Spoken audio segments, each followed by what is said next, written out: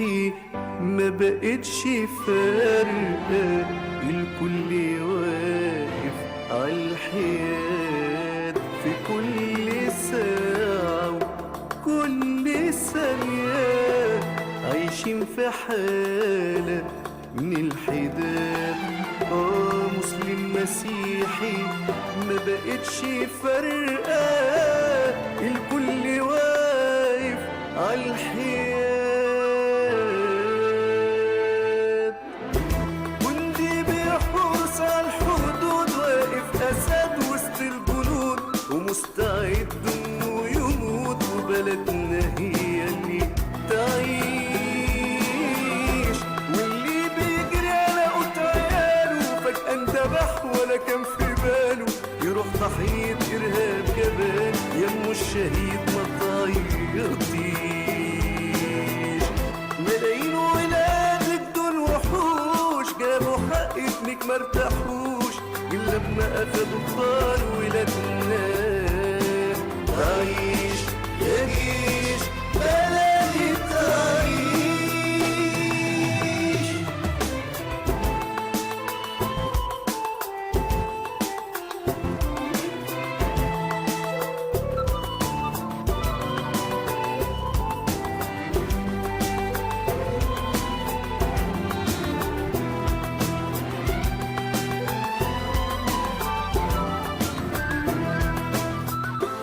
في كل شارع وفي كل حارة نلاقي ناس حاسة بمرارة، نقول لهم ايه العبارة، والرد نلاقيه في الوشوش. أبي بيبكي فوق كفن ابنه الوحيد اللي اتدفن، شهيد ودمه كان التمن، إنه زمايله ما بيخافوش.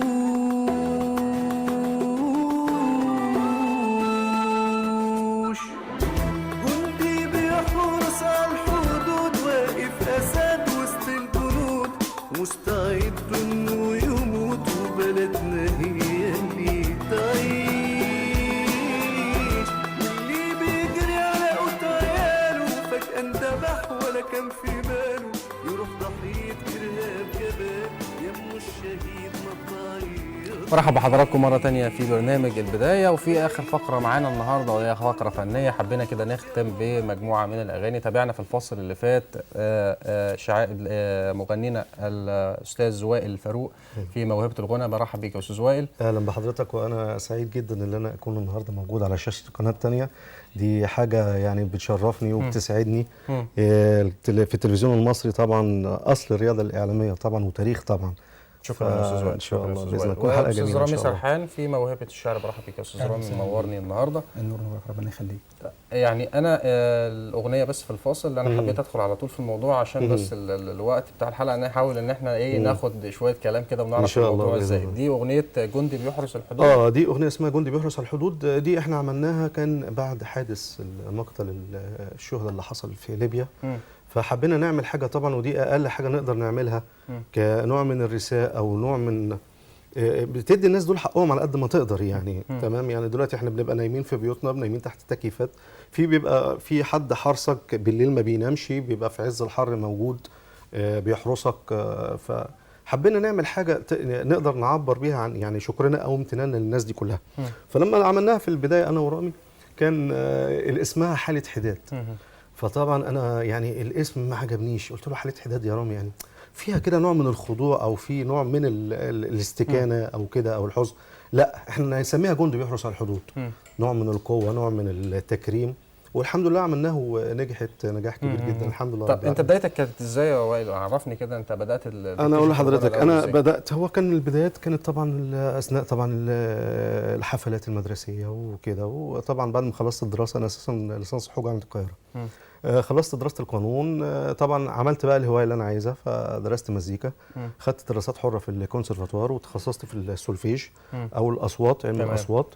وبعد كده طبعا في البدايات طبعا كان في صعوبات قابلتني طبعا يعني، بس يعني بس الحمد لله رب العالمين يعني. تعبت في البدايه على اساس ما بعد ما اللي انا اوصل دلوقتي في الشركه اللي انا موجود معاها واللي انا متعاقد معاها.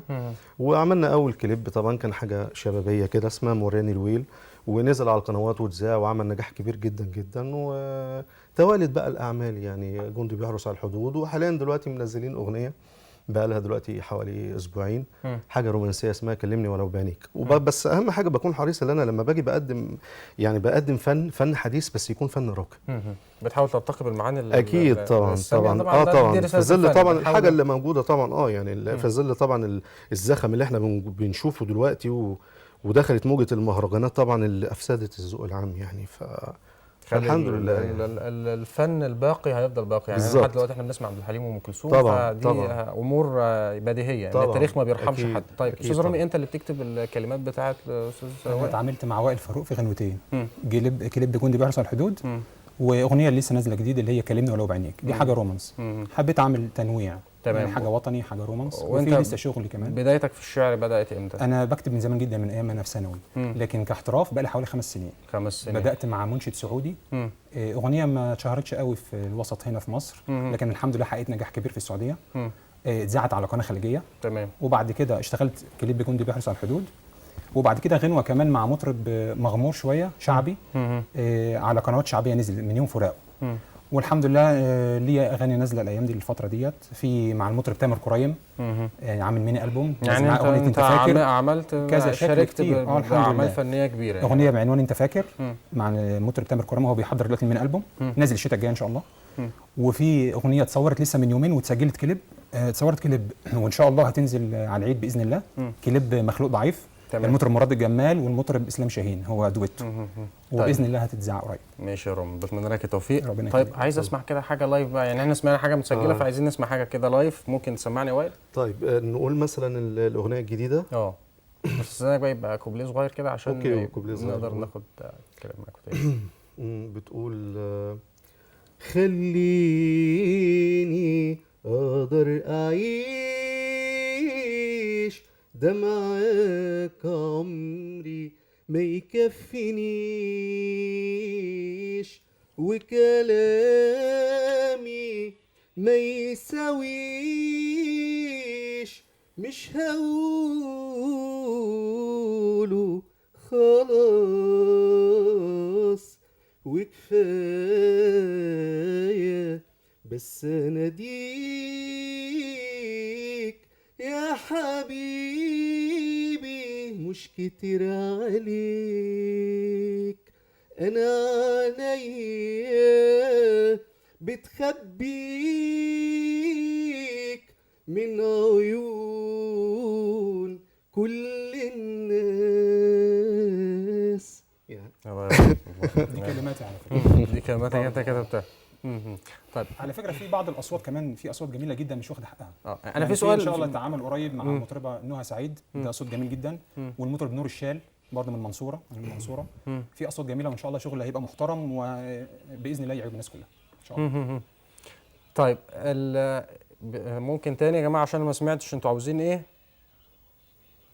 طيب في كليب كده هنعرضه اسمه كلمني ولو بعينيك، خلينا نشوف كده. ده اللي انت لسه قايله. طيب خلينا نشوف الكليب عشان نشوفه بشكل.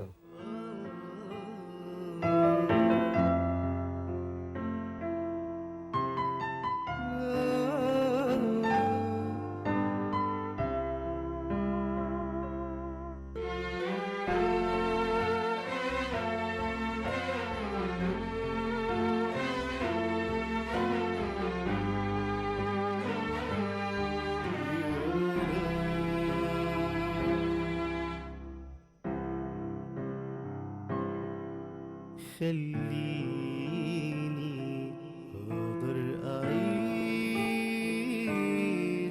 ده معاك عمري ما يكفينيش، وكلامي